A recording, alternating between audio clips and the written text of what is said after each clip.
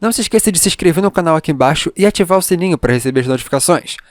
Agora pro vídeo. O Spinda é um urso, o Psyduck é um ornitorrinco e Rapidash Galar é um boi rinoceronte. Existem vários Pokémon que são facilmente identificáveis, que animais foram usados para inspirar a criação deles. E aí depois vem o Sableye. O Sableye traz um ponto que é interessante para entender como funciona cada inspiração de cada Pokémon que é baseado em um animal. Isso porque o Sableye ele é uma coruja. É um caminho longo, mas eu posso explicar como que funcionam essas inspirações e por que todas as que eu disse até agora fazem sentido. É engraçado porque dos que eu mencionei no começo, dois têm o seu próprio vídeo. Eu fiz um sobre o Spinda ser um panda e o porquê dele ter milhões de formas diferentes. Também fizemos um sobre o Psyduck e como que ele nunca foi um pato, e sim um ornitorrinco.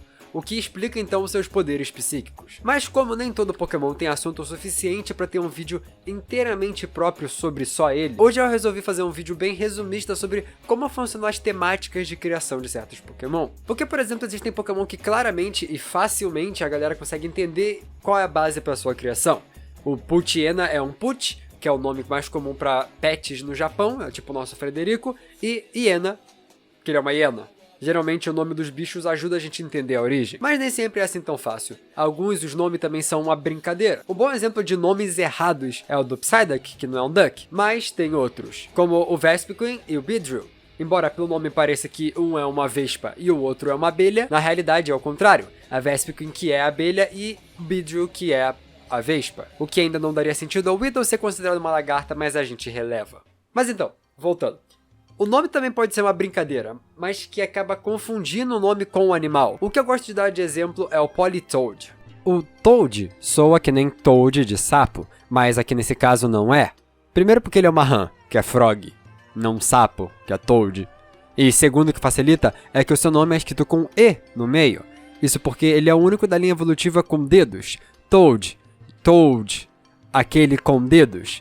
Então é o nome que causa confusão simplesmente por ser uma piada com esse nome. Aproveitando o assunto sapo e rã, um Pokémon que até 2018 ainda existia um debate sobre qual animal que ele é baseado é o Venusaur.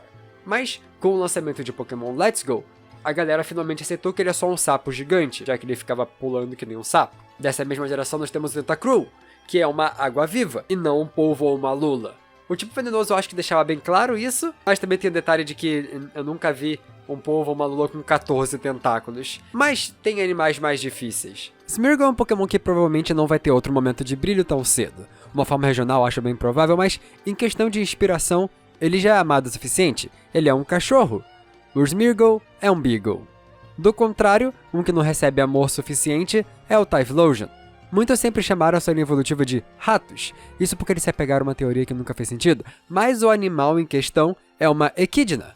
É só olhar o nariz idêntico ao do Cyndaquil, e Quill é o nome dos espinhos nas costas, que, no caso do Pokémon, eles aparecem quando ele acende o seu fogo, que, assim como as espinhas nas costas dos porcos-espinhos e ouriços também, elas só ficam eriçados quando eles se sentem ameaçados. Por isso o Pokémon não tá o tempo todo com o fogo ligado. Você em casa não fica com o fogão ligado o dia inteiro também, né? Pra uma comparação mais normal, você também em casa não fica com o olho regalado o tempo inteiro pra caso algo vá se mover na sua casa.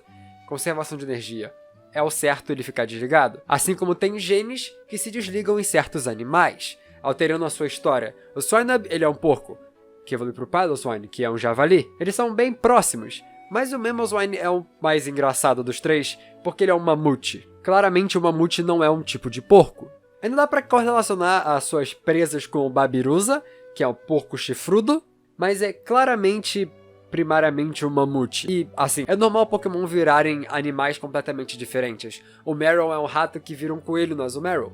Não só no seu visual, mas também nas suas próprias Pokédexes mencionam sobre isso. Se você não leva muito a sério a Pokédex, a gente fez até um vídeo sobre isso, se você deve levar ou não a sério as informações contidas nela. Mas o que dá sim pra levar a sério são os contextos dos Pokémon nas suas gerações que foram introduzidos, pra gente tentar entender as suas inspirações e o contexto. Todo o Reino Unido, piada não intencional, é um grupo que aparece pela região inteira quando foi lançado, mas também é o animal mais comum do safari, podendo ser coelhos, já que eles também cavam suas tocas que nem os Pokémon, mas não só. Pelos chifres eles também podem ser uma mistura com rinocerontes, tendo mais de uma inspiração, o que é bem normal em Pokémon. Vários Pokémon são uma mistura de várias coisas, é o mesmo caso de Slowbro e o Gligar. Slowbro, que é uma salamandra com um hipopótamo, e o outro que é um morcego com um escorpião, mas que na verdade ambos são yokai. Eu devo fazer um vídeo especificamente falando só sobre Pokémon que são baseados em yokai, mas isso fica para outro dia. Vamos falar hoje do principal agora. Sableye e o Galarian Rapidash. A coruja e o boi rinoceronte. Eu sei que deve estar meio estranho ouvir isso, mas o caso é, o Galarian Rapidash, ele tá nesse pedaço e é considerado um boi rinoceronte por causa da inspiração da sua inspiração. O contexto basicamente de como surgiu a existência de unicórnios. Galarian Rapidash é baseado no unicórnio, e o unicórnio é por causa do boi rinoceronte, os dois. Você vai entender. O unicórnio, ele é mencionado até na Bíblia do Velho Testamento, e lá o seu nome é originário de um animal que era escrito e descrito como cabeça de veado, pernas de elefante e rabo de javali, enquanto o resto do seu corpo como um cavalo, descrevendo os bois antigos que, por pintura, vemos que eram levemente mais magros. Mas aí vem a parte interessante. Para virar rinoceronte e ser o ser com um chifre só, a gente descobre pela forma que ele foi escrito. Eles acabaram sendo chamados da mesma palavra que mais tarde foi usada para descrever também rinocerontes. Então a mesma palavra para o boi e para o rinoceronte. Afinal, não são muitos animais terrestres com um chifre no meio da testa. Então tem uma palavra para bois antigos, rinocerontes, e que mais tarde também é usada para falar de um animal místico que foi avistado em viagens. O unicórnio. Um chifrudo que parece um cavalo. Tem uma piada de corno aqui que dá pra fazer, mas eu vou perdoar. E essa explicação é a mesma pro Sableye. Aparentemente ele é inspirado no Goblin de Hopkinsville, mas daqueles encontros falsos com aliens que aconteceram no começo do século nos Estados Unidos. Esse, no caso, aconteceu em Kentucky, sempre estadunidense, onde ele foi descrito com pequenos olhos brilhantes, pernas pequenas, braços com garras e sua cintura que balançava, fazendo o mesmo movimento que o Sableye faz nos jogos atuais. E assim, se você olhar pra representação gráfica de que fizeram do Alien, ele é bem parecido com o Sableye. E isso aconteceu há muito tempo. Então é bem provável que a inspiração seja isso mesmo. Mas assim, se isso acontecer nos Estados Unidos, porque o Japão ia falar disso, ainda mais numa região baseada no próprio Japão, em Hoenn, é só lembrar do contexto da geração no geral. Qual o tema de Hoenn? A invasão estadunidense no Japão, tal qual como Aliens, e uma briga narrativa entre dois idiotas querendo dominar o país inteiro. E assim como com a gente, existe uma influência enorme da mídia estadunidense no nosso mundo. Você vê programa de lá o tempo todo, no Japão não seria diferente. Um alien de verdade que caiu nos Estados Unidos serviria muito bem pra um tema de um Pokémon. Mas o que isso tem a ver com a coruja? É porque esse alien obviamente não era um alien, e sim provavelmente uma coruja.